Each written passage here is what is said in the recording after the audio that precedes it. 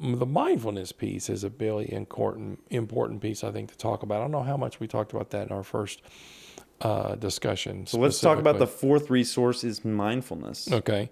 So is mindfulness, what we're talking about is how do you fill your mind with something that's meaningful and nurturing and connective? Fill for you. Okay. If we look at meditation as a skill set to activate mindfulness, that's really how I would talk about it, because people talk about meditation in ADD. To me, the vast majority of people who are trying to teach someone with ADD how to meditate, it's failure. I'm asking you to sit in a chair for 20 minutes and think about nothing. ADHD person. It doesn't work. And so, you mean I can meditate because I can walk slowly? You mean I can meditate because I can do Tai Chi? I remember when I worked in an office, which right now I'm not, when I would go to the bathroom, the journey from my desk to the bathroom had to be the fastest. Mm-hmm.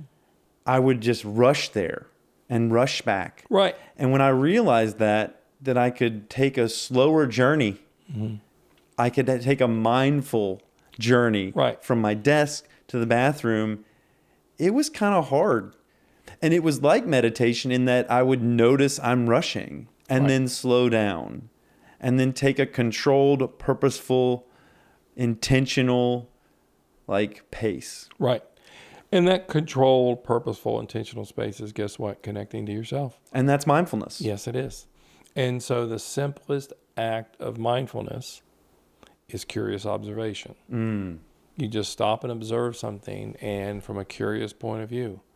And so that curious observation model is pulling the mind into neutral. I talk about it as our minds with ADD are so overactivated, right? It's grabbing our survival instinct, and we can't let go of it. Mm-hmm. Mindfulness or curious observation pops this out of gear. So when you pop your mind out of gear with this curious observation, it's like, I could do that right now. I can observe that I'm in a podcast with Phails, and he is sitting in a chair and he has a mic in front of him and he's sitting cross-legged. Well, what this is drawing your attention into the present moment. You cannot observe what's happening right in front of you without being here. Right. Your attention is not in your thoughts. It's not on the past or the future. It is right here. James Ochoa is in front of me. And therefore, give yourself credit for meditating. Yeah.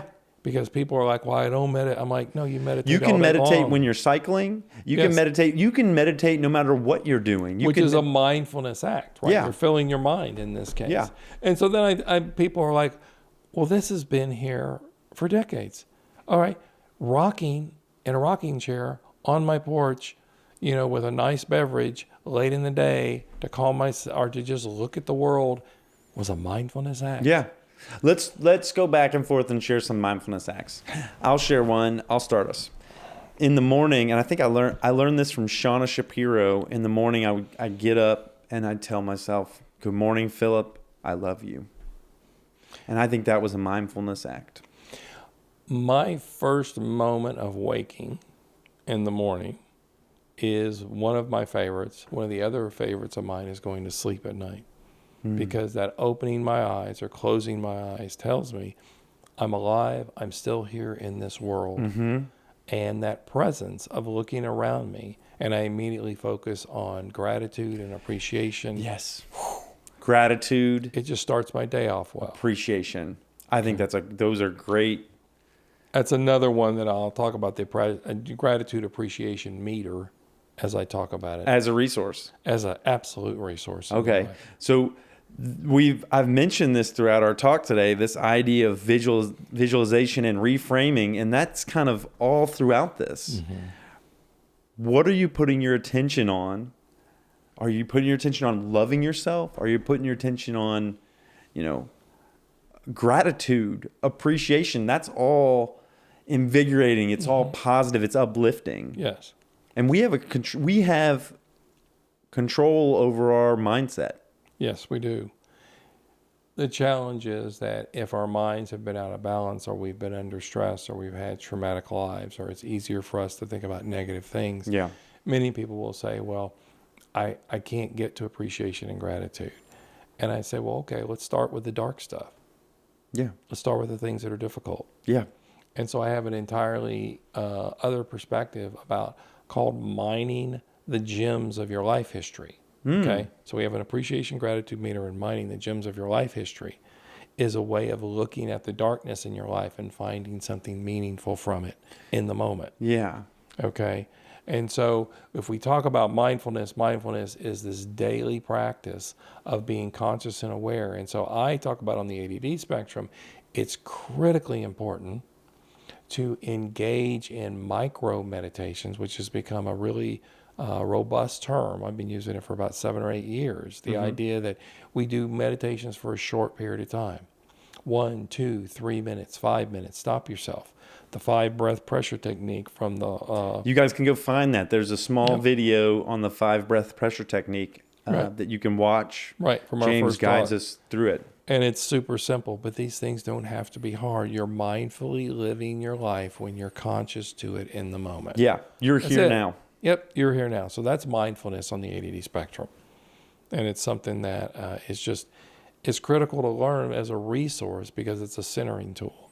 I 1,000% agree with this. I did the MBSR, not as a trainer of it or a facilitator of it, but as a person learning it and going through. It's an 8-week, right? And that's one entrance into mindfulness, the John Kabat-Zinn. There's a ton of ways to enter into mindfulness, whether you find an app like Headspace. There's a ton of apps out there. Oh, there are. There are Insight Timer. Insight Timer is a big one. Can I give you my favorites? Hell yeah. Okay, so Insight Timer is one of my favorites because Chris, who was the original developer of it, I was on his app in 2009. There was like 3,000 people. There's like 9 million people on it now. Early adopter. And he was always wanting to give back to the community and to the people. He always has a free version that's robust and meaningful, has over 10,000 teachers on it. He gives back to them, and he has built a beautiful platform.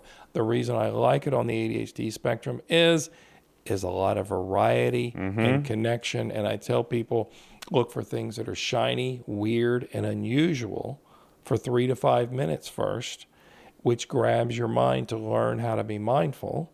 And it's interesting and intriguing to us. And the little story I tell about that is, I don't know, it had to be 5 or 6 years ago. I was on that app and I started to listen to a meditation.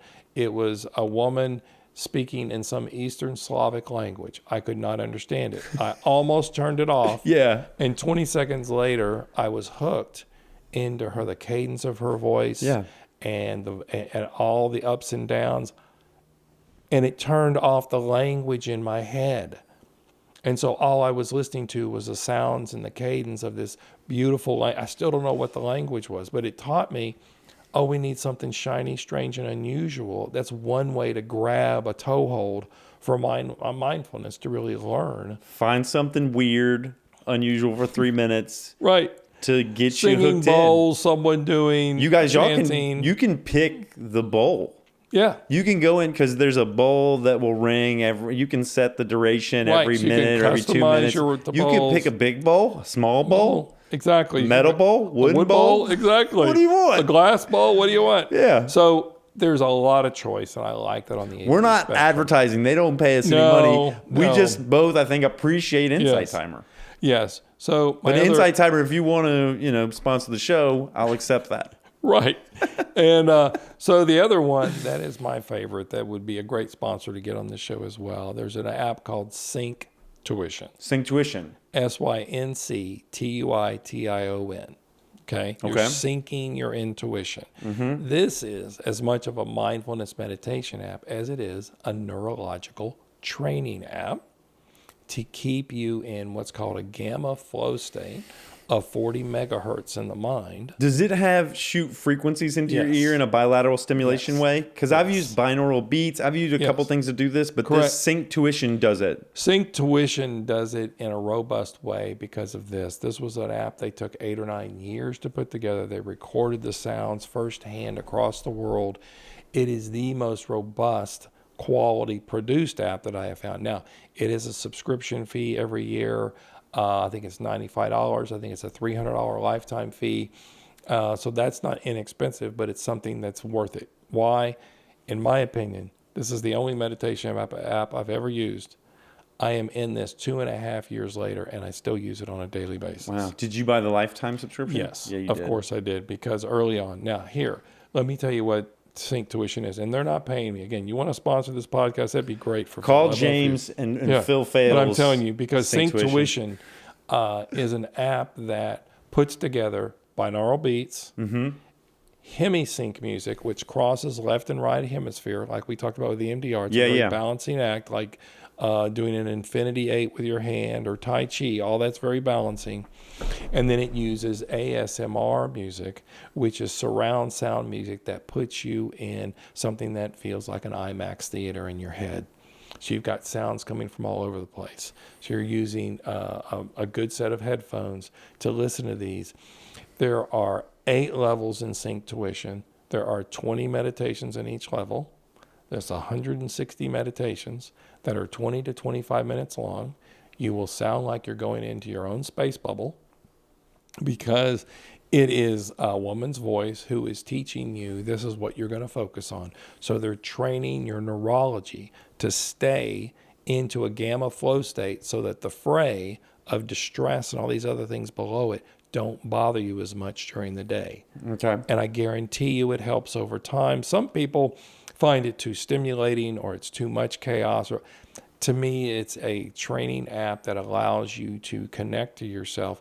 And you can only, when you're going through the first 8 levels, okay, on the first time, you can only do one meditation every 12 hours. Because they know from a neurological network point of view, you're creating a neural net of strength. Okay. And so they don't want to overtap it. Now I've been through all 8 levels 4 times. And I use them fluidly back and forth. They have background music. I just haven't found another meditation app that has created a connection to binaural beats and a neurological training space. Phil. Yeah. So what we're sharing now is there are apps out there that can help you guys get to mindfulness, which is this resource we're talking about. The 4th resource is mindfulness. Yes. There's apps like Insight Timer. There's Sync Tuition. There's binaural beats. There's a bunch of stuff out there. Yeah, there's Awake. There's all kinds of really Headspace. Headspace. There's lots of ones that are very popular and very helpful. Yeah. You want to find one that works for you. There's also great thought leaders on this. John Kabat-Zinn. I think Thich Nhat Hanh has I'm a big Thich Nhat Hanh fan. Right. You can also find a contemplative practice community. If you want to engage with mindfulness or meditation communities, it doesn't have to be a religious decision. Right. It can be a decision that's about being here now, being present. Well, but it's also be about yes, and it's really the what's the simplest way to meditate? Just be curious and observant of your environment. Back to that first thing. Be curious about your environment. Absolutely. So mindfulness and meditation is a wonderful space. Yeah. That's the 4th resource. What's another resource? So let's go to appreciation gratitude. Yeah.